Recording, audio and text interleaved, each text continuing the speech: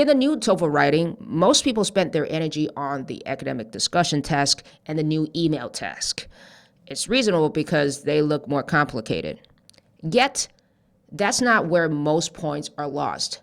I've tested all paid mock tests with my students, and I found out that they lose the most points in the part that looks simpler, build a sentence.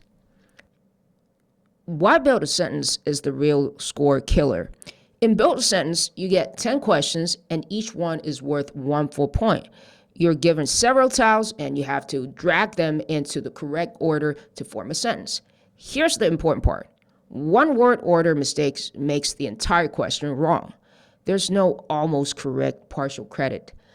You need speed and accuracy at the same time. Any systematic grammar gaps show up immediately. Take this example. Question: you shouldn't have lied to me yesterday. You're thinking about 2 possible answers when you're dragging the tiles. Number 1, I don't know what you're talking about. Number 2, I don't know what are you talking about. You understand what meaning the answer should have. So both options reflect that. But in build a sentence, only one is correct and one is completely wrong. You lose that entire point for that question. And there are 10 of them in this section. You understand the sentence, but the system only sees the one correct version. Even good writers fail in this section. Why? Having a native-like feeling for sentences is not the same as being able to place every tile in the exact right spot under time pressure. You don't have time to try 5 different combinations for each sentence. Some people think.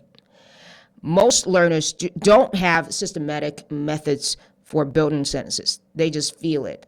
Right? So feeling the sentence is not enough when you're dragging tiles under time limit. You only have 5.5 minutes in this section. You need a clear sequence in your head.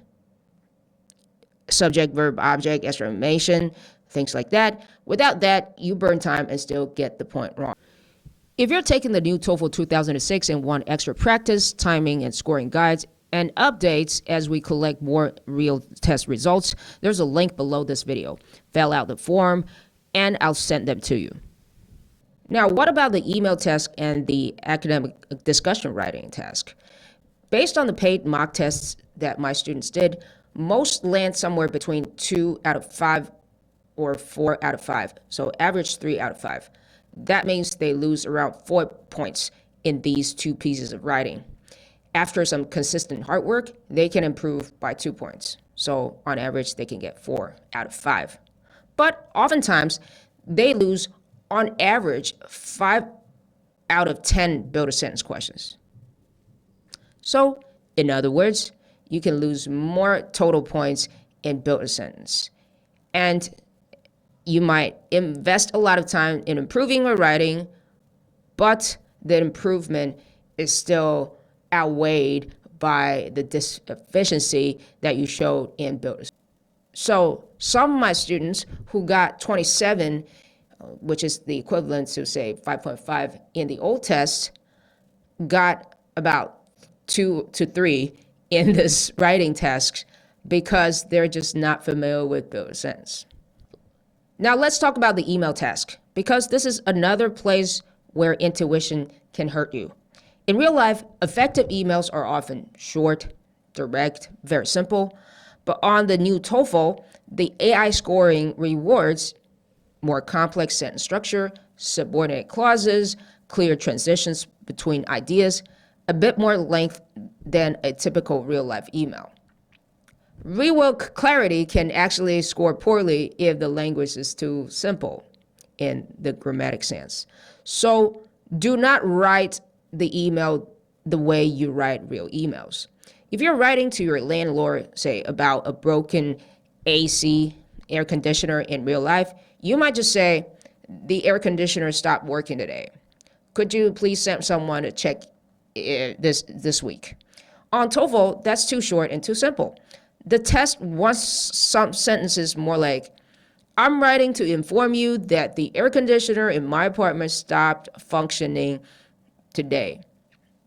I would appreciate if You could arrange for a technician to come and inspect it sometimes this week. So subordinate clauses, coordinate conjunction and everything like that. Both are clear.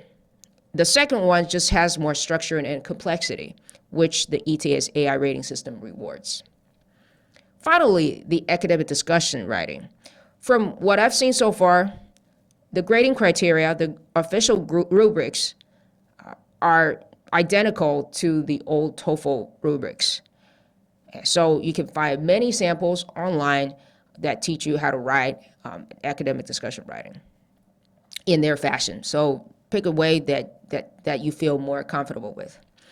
The AI grader favors clear structure over subtle, complex ideas because AI is not good at detecting nuances and meaning like human raters do. Now, all of your scoring is done by AI.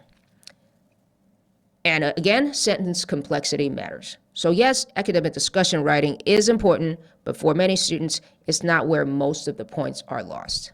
So for the new TOEFL writing, remember, a built sentence can quietly take away more points than both email and academic discussion writing combined. Real life email style is very different from TOEFL email style.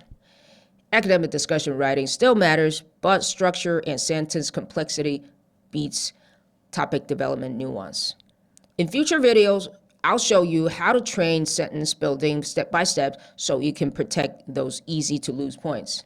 And in the next video, I will also talk about how to fix issues in the speaking section.